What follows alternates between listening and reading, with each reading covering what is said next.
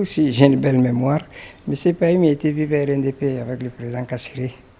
Quand il avait créé son propre parti, il a évolué jusqu'à être Premier ministre. Dès son arrivée au cabinet, il avait balayé tout le monde. Il a fait venir que les militants des COC. Et revoir la chance qu'il est revenu encore Premier ministre. C'était les mêmes habitudes qu'il avait fait. Mais une fois, si je me souviens, le maréchal paix à son âme, Idriss Déby a dit, quand il y a un gouvernement qui est arrivé, les ministres, ils s'accaparaient directement à son directeur de cabinet.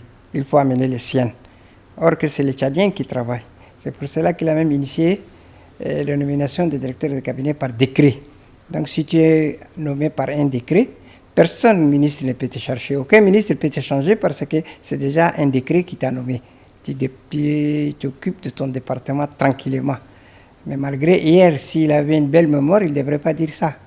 Et si je me souviens, il dit des amis, des frères, mais dans la liste, il n'y avait pas beaucoup d'Israéliens. Il y avait tous les Tchadiens confondus, il y a toutes les personnes qui sont là. Et jusqu'à ce que je me souviens, quand il y avait les présidents Tambalbaye, chez moi, dans presque 5-6 sous-préfectures, tous c'était du sudiste.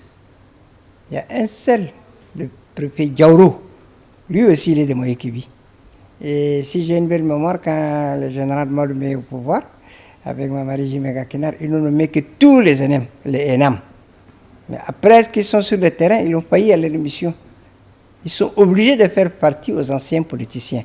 Donc le terrain du Tchad, aujourd'hui, il faut trouver les personnes qui sont favorables sur le terrain. Par exemple, aujourd'hui, si on prend quelqu'un qu'on l'amène du sud, qu'on l'amène à Amdjaras comme sous-préfet, il aura du mal à gérer. Donc il faut envoyer quelqu'un du milieu pour gérer les choses. C'est comme ça que le gouvernement a réfléchi et pour prendre des gens qu'il faut dans le milieu même, qui peuvent gérer les choses qu'ils les ont nommés.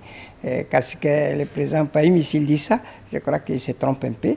Et il faut qu'il prenne son mal en patience et qu'il faut que son tour arrive pour balayer les gens comme il l'a fait par avant. Je vous remercie. Parce que ces partis politiques, vous le savez, en politique, c'est des promesses. Et toujours, on ne peut pas dire des mensonges, mais c'est des promesses politiques qui se font. Parfois, ça se réalise, parfois, ne se réalise pas. Moi qui vous parle, on ne m'a pas consulté pour nommer des sous-préfets. J'étais candidat à la présidentielle 2016. J'ai eu à discuter avec le mariage sur plusieurs sujets. Et le président le maréchal Mamad Idriss Déby, lui aussi, on a eu des contacts directs avec par l'IGP. Mais des choses qui ne se sont pas réalisées, mais on dit pourquoi pas. C'est peut-être Dieu qui n'a pas fait, on attend. Tu vois? Donc il ne faut pas se presser en politique.